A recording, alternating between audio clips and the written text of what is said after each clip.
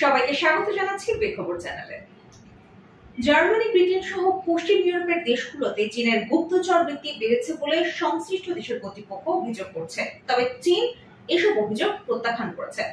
গত মঙ্গলবার জার্মানির কৌশলীরা আসন্ন ইউরোপীয় ইউনিয়ন নির্বাচন নিয়ে চীনা গোয়েন্দাদের তথ্য দেওয়ার সন্দেহে জিয়ানজি নামের এক ব্যক্তিকে গ্রেফতার করেছে।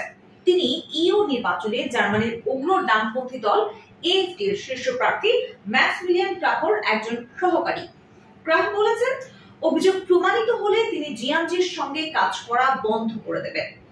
জিয়ানজি ব্রাসেলস ও জার্মানির ড্রেসডেনে কাজ করেন। তিনি জার্মানিতে থাকা চীনের বিরোধী কর্মীদের ওপরও নজর রাখতেন বলে কৌশলীরা জানিয়েছেন। জার্মানির স্বরাষ্ট্রমন্ত্রী ন্যান্সি ফাজার বলেছেন, জিয়ানজির বিরুদ্ধে অভিযোগ প্রমাণিত হলে সেটি হবে ভেতর থেকে ইউরোপের গণতন্ত্রের উপর হামলা। রাশিয়া ও চীনের গুপ্তচর বৃত্তি বাড়ায় জার্মানিও কাউন্টার গুপ্তচর বৃত্তি বাড়িয়েছে বলে জানান তিনি। বেইজিং এ পররাষ্ট্র মন্ত্রণালয়ের মুখপাত্র ওয়াং উইনবিন ইউরোপে চীনের গুপ্তচর বৃত্তির অভিযোগকে হাইক বলে উল্লেখ করেছেন।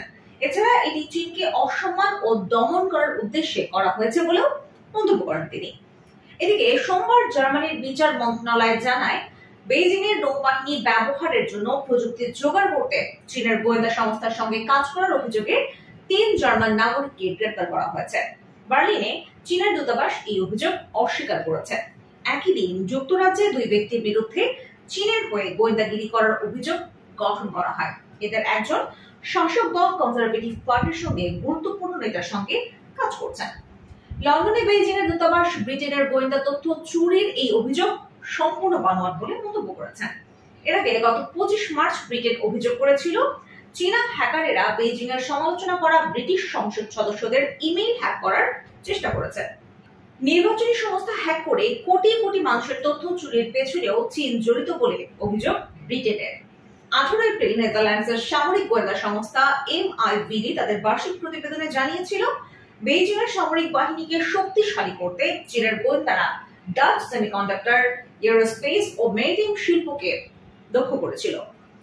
পশ্চিমা বিশ্বের জ্ঞান ও প্রযুক্তির উপর থেকে নির্ভরতা কমাতে চায় চীন। সেজন্য তাদের সর্বাধুনিক প্রযুক্তি প্রয়োজন, যেটা তাদের নেই।